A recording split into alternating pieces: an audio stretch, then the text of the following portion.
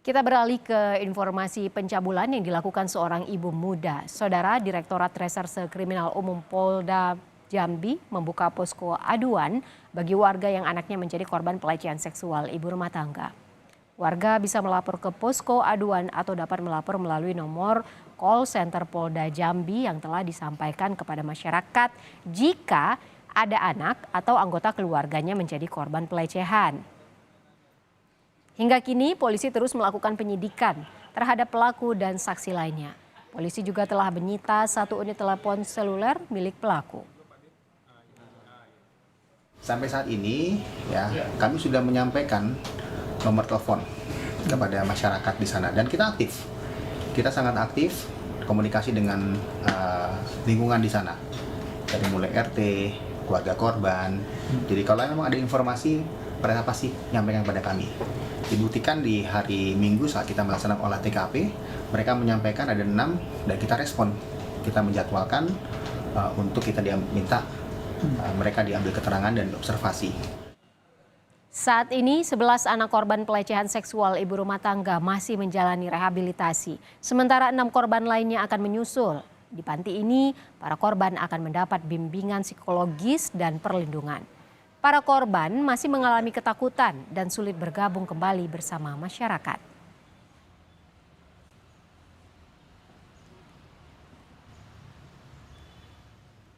Saudara, pelaku pelecehan seksual terhadap 17 anak di Jambi menjalani pemeriksaan kejiwaan di Rumah Sakit Jiwa Provinsi Jambi.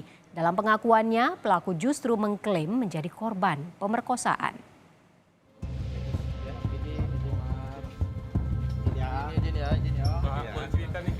Pelaku pencabulan terhadap anak di Jambi menjalani pemeriksaan kejiwaan di Rumah Sakit Jiwa Provinsi Jambi. Saat digiring masuk ke Rumah Sakit Jiwa, pelaku hanya diam dan tertunduk. Bahkan pelaku pun tidak menjawab pertanyaan dari awak media. Pemeriksaan ini dilakukan untuk mengetahui kondisi kejiwaan dan mental pelaku. Selama menjalani perawatan, pelaku akan dirawat selama 14 hari di Rumah Sakit Jiwa Provinsi Jambi. Dari hasil pemeriksaan sementara, pelaku diduga mengalami kelainan seksual. Sampai di sini ya. Sesuai dengan aturan kita minimal 14 hari dulu kita. Sekitar 2 minggu ya. Pak, bisa dijelaskan sedikit rangkaian apa saja yang dilakukan, pemeriksaan apa aja? Jalan terus ya. Oke. Masalah pemeriksaan terus jalan terus.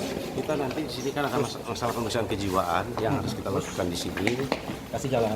Sehingga Ya, Bang, aman, Bang. kita perlu waktu. Ini ada pemeriksaan kejiwaan yang kita lakukan.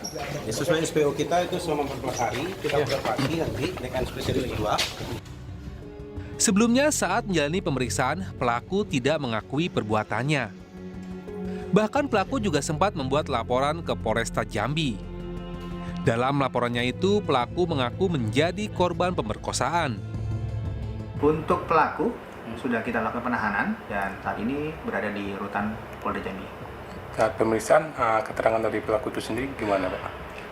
Pelaku sampai dengan saat ini pemeriksaannya tidak pernah mengakui apa yang menjadi keterangan dari korban. Ya, pelaku malah menyampaikan bahwa dialah korban pemerkosaan dari anak-anak ini. Diketahui sebanyak 17 anak di bawah umur menjadi korban pelecehan seksual yang dilakukan oleh ibu rumah tangga di Jambi. Saat ini para korban telah mendapat pendampingan dari Unit Pelaksanaan Teknis Daerah Perlindungan Perempuan dan Anak Provinsi Jambi. Hingga kini kasus pelecehan seksual terhadap belasan anak di bawah umur masih dalam proses penyelidikan Polresta Jambi. Pelaku pun telah ditetapkan sebagai tersangka dan ditahan di Polda Jambi. Tim Liputan, Kompas TV.